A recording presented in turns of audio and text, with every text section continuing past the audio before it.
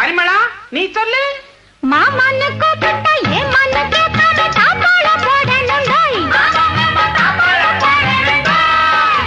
மானன்னு தேனின்னு மல்லிகைப்பூ வச்சு மாரோட சேர்க்கணும் டோய்.